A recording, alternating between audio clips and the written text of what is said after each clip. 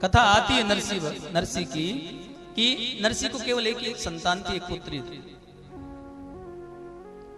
और जब धन बहुत था महाराज, अपार धन था, परमात्मा ने बड़ी कृपा की हुई थी, लेकिन वो ठाकुर जी को मानता था, कन्हैया को मानता था, बड़ा भगत था उसका। उसकी पत्नी एक दिन सोचकर विचार करके कहने लगी, स्वामी इतना धन है, इतना पैसा है, कल को बेटी ब्याही जाएगी, ये धन किसके काम आएगा? तो नरसी कहने लगा, रे बावली तू पागल है, मेरा एक बेटा भी है। पत्नी चौंक गई कि बेटा कहां से आ गया? बोली चौंक मत, जिसकी मैं पूजा करता हूँ, जिस कन्हैया की पूजा करता हूँ, वो भी मेरा बेटा ही है। ये सारी संपत्ति मैं उसके नाम कर दूंगा, मैं सारी संपत्ति बेटी की शादी के बाद उसके नाम कर दूंगा।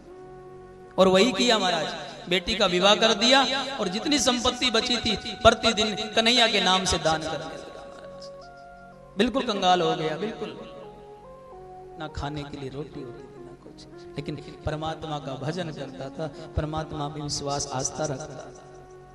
जो वादा किया था, जो नियम लिया था, जो कसम खाई थी, वो पूरी कर दी नरसी। और नरसी ने जब बेटी का भात भरने के लिए वो चिट्ठी आई, वो द्वारिका भेज दी।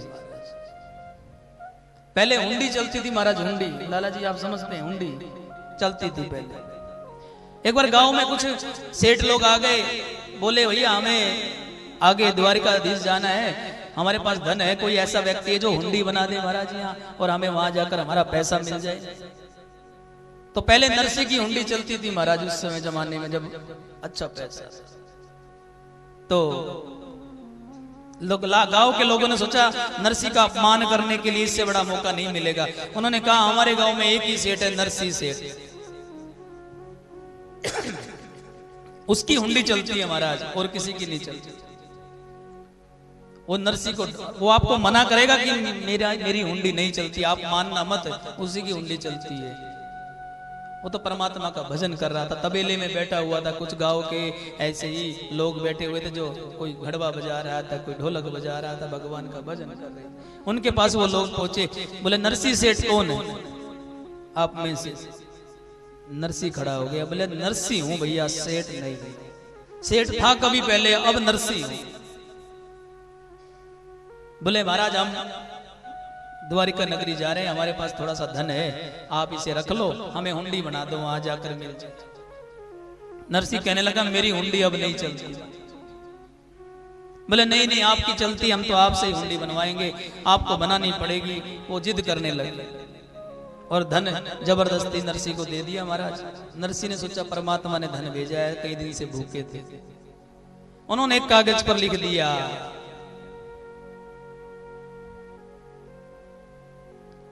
गिरधर का नाम लिख दिया, उस पे गिरधारी, और कहा कि लो भैया ये हुंडी ले जाओ। अब वो हुंडी लेकर द्वारिका पहुंच गए। द्वारिका जाकर पूरे नगर में घूम गए महाराज, गिरधर कौन है, गिरधर कौन है, गिरधर कौन। गिरधर किसका नाम है महाराज? हमारे द्वारिकाधीश भगवान कृष्ण का। पूरे नगर घूम गए, गिरधर कोई नहीं मिला। कोई हो तो मिले महाराज।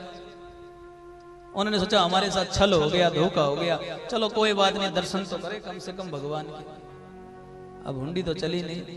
भगवान के दर्शन करने के लिए जैसे दरबार में आए, भगवान के दर्शन किए, तो एक सांवले से रंग का व्यक्ति आवाज लगाता आ रहा है कि भाई नरसी की हुंडी कौन लाया है भैया, नरसी की हुंडी कौन लेकर आया है, नरसी की हुंडी कौन लेकर आया है। उनकी जान में जान आ गई सेठों की, ओहो ये तो आ गया। बोले आपका नाम गिरधर है, हम लेकर आए। उन्होंने हुंडी दी और उन्होंने वहां कैश कर दी महाराज, पैसे दे दिया। बोले बात सुनो, अब नरसी को जाते हुए कहना ऐसी हुंडियां रोज लिखा करे, मैं रोज यहाँ कैश करता रहूं। ये भगत की पहचान है। भगत, परमात्मा भगत की कभी हीनी नहीं होने देता है महाराज। और नरसी ने अपनी चिट्ठी भेज दी बेटी की भात की, तो स्वयं भगवान कृष्ण और रुक्मणी ये सब भात भरने के लिए आया। इतना धन बरसा था, इतना धन बरसा था महाराज। ये तो अभी कलयुग की बात है।